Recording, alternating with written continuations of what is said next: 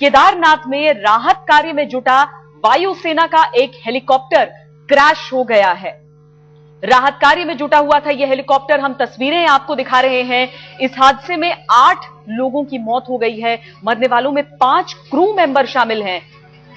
ये जो हादसा हुआ है ये गौरीकुंड में हुआ है। वायुसेना का MI-17 हेलीकॉप्टर था ये। अंतिम संस्कार का सामान छोड़कर केदारनाथ से लौट रहा था यह हेलीकॉप्टर।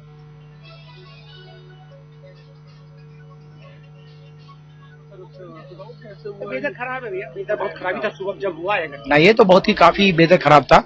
वो बेचारे कोशिश किए होंगे निकलने का, बट नहीं निकल पाए। इसलिए ये हमारे साथ देहरादून से उड़ा था। देहरादून से कहाँ जा रहे थे? और देहरादून से गौचर गए थे और मॉर्निंग में बाहर निकल रहे थे।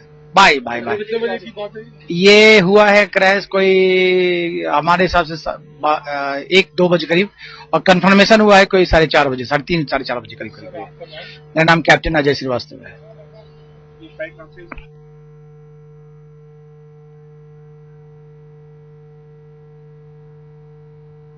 हमारे साथ हमारे संवाददाता पंकज उपाध्याय इस वक्त जुड़ रहे हैं। पंकज, क्या खराब मौसम ही वजह था? 8 लोग मारे गए इस हादसे में, और क्या जानकारी सामने आई है?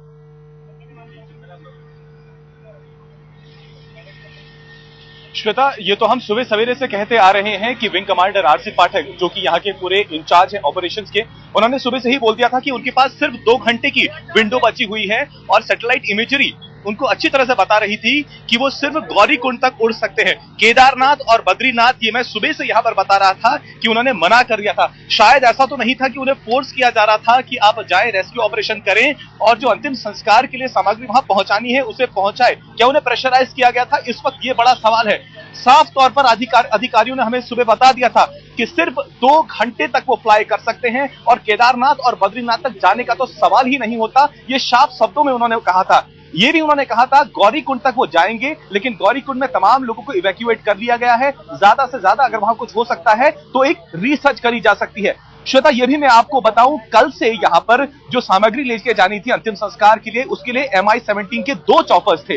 आज सुबह एक चॉपर तो उड़ गया था जो वहां पहुंच गया और उसके लौटने की जानकारी हमें दे दी गई थी, लेकिन दूसरा चॉपर, उसकी जानकारी IAF के सूत्रों ने हमें नहीं दी। तो क्या ये वही चॉपर है जो गौरीकुंड से केदारनाथ की तरफ उड़ा था और सामग्री लौटते वक्त ये क्रैश हो गया? इस बारे में आधिकारिक तौर से अभी IAF कुछ नहीं बता रहा है। विंग कमांडर आरसी पाठक, जिनकी थोड़ी देर पहले मेरी यहाँ पर मुलाकात हुई, उन्होंने कहा अभी हम बहुत प्रेशर में हैं, हम बहुत टेंस्ड हैं, इस वक्त हम बात नहीं करना चाहते।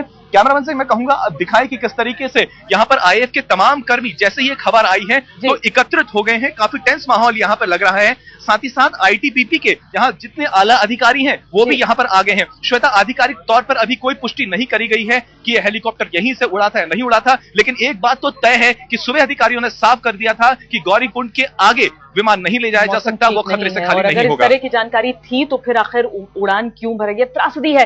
देखिए, राहत कार्य में जुटे हुए हैं सेना के तमाम जवान, और उसके बावजूद इस तरह का एक हादसा सामने आ जाता है। 8 लोग मारे गए। बहुत शुक्रिया पंकज उपाध्याय इस पूरी जानकारी के लिए।